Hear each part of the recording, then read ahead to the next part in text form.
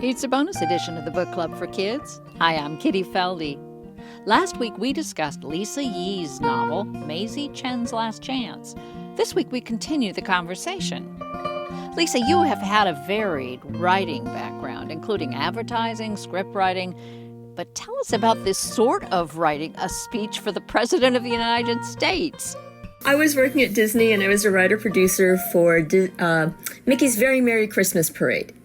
And we had the world leaders from, all around, and they were giving speeches of, inspiration and happy holidays. So I wrote a speech for every world leader, and they had the option to use it or to write their own thing. So I wrote something for the president. This is a long time ago, so this is Ronald Reagan. And he used my words, "Hello, Joan and Ben," because it was Joan London and Ben Vereen as the host. That's all he used, but I can still say I did write a speech for the President of the United States. You talked about how difficult it was to come up with the confidence to be able to write a novel. Now, why do you think writers have such a hard time putting their fingers to the keyboard to write a book? Ever since I was a kid, I always wanted to be an author. I thought that all authors were dead people because when growing up, we didn't have computers or anything, so I never knew about real live authors. And so I thought if they were all dead, you're going to need somebody alive to write the books. And I thought that should be me. But I was too scared to even try because to me, being an author was like maybe being a rock star to somebody else. And I was also afraid to say it out loud because I thought, I might be made fun of. People might laugh at me because that was my dream. And so, I just started writing everything but books. And I remember when I had kids, I would tell them, if there's something that you really want to do, you have to try. You might succeed, you might fail, but you have to try. And then I realized I was being a big hypocrite because I had always wanted to be an author and I wasn't trying. So that's when I started trying, and I joined a group called SEBWI where there were other people who were writing books. And I realized that had I told people what my dream was, had I tried sooner, I might have gotten there sooner also. But it was my own fear that was stopping me. And when I meet young writers, I tell them, it doesn't have to be good. Just this is going to sound gross, but just vomit on the page. Write something bad because the thing is, you can clean it up later. Talk about your writing schedule. How do you organize your writing time? And how long does it take you to finish a book? Well, right now I'm writing the Misfit series. And in fact, the third book has just come out. There's one a year for those. So I will do an outline that might take about 6 weeks to do it, and then go back and forth. And then I have about, 4 months, 5 months to write a draft, and we go back and forth with revision. And then it comes out, miraculously later. My first book, however, Millicent Moon Girl Genius, took me 6 years to write. I was working full time. And so, it varies. I will use as much time as I have and then spread it out. Maisie took 2 years. So there was 1 year where I actually had 6 books come out at the same time. And the year before that, it was crazy. But I was writing for DC Superhero Girls and American Girl.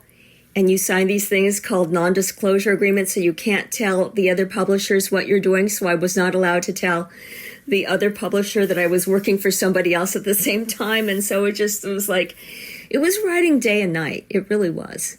For Maisie, it took longer because I did a full first draft and I set it in the 1990s.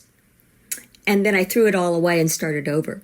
You have to tell us about writing for American Girl. Do they hand you a so-called Bible with all of the rules and regulations about writing for this franchise? No, actually they don't. I was very surprised. So they contacted me to do, I think I've written 6 books for them, but the first one was called Good Luck Ivy. It was about a Chinese American girl growing up in the 70s. And so my phone number is unlisted, but they called me and I was like, how did you get this number? And they said, well, we have our ways. And so they asked me if I would if I would write this book about this Chinese American girl. I said, well, I'm Chinese American. They said, we know. And they said, she's growing up in the 70s. I said, I grew up in the 70s. They said, we know. And I said, this is kind of creepy. But I had to say no because I was working on another book with Arthur Levine, the editor.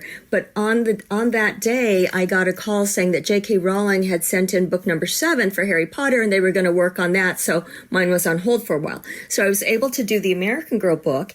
And I asked them, I said, what would you like me to write? And they said, well, that's why we're hiring you. You tell us. And it was a companion to another series of books by Megan MacDonald. And so I said, okay, how many words do you want it to be? They told me how many words. And I came up with an outline. They sent me to San Francisco because that was where it was sent to research. And I wrote the book. I hit exactly the word count, and they said, it can be longer. And then they said to me, well, this is kind of like our other books, but we're hiring you because we like your voice. And we want more Lisa Yee in this. And I was like, oh, okay. Because I had researched and read so many of the other books and tried to make it just like that. And so I rewrote it in my own voice. And then after that, I did several more books for them. It was great. They sent me to the Amazon rainforest, to Hawaii to learn how to surf. I mean, the research, I love researching. So it was great. We have interviews with dozens and dozens of other writers at our website, bookclubforkids.org. That's also where you can find QR codes for all of our episodes. It was a suggestion from librarians who have been printing them out and pasting them to the back cover of books, so a young reader can scan the code, listen to a couple of minutes of the episode that goes with that book, and then decide whether they want to take the title home with them or try something else. Those QR codes are at our website, bookclubforkids.org. I'm Kitty Feldy. Thanks so much for listening.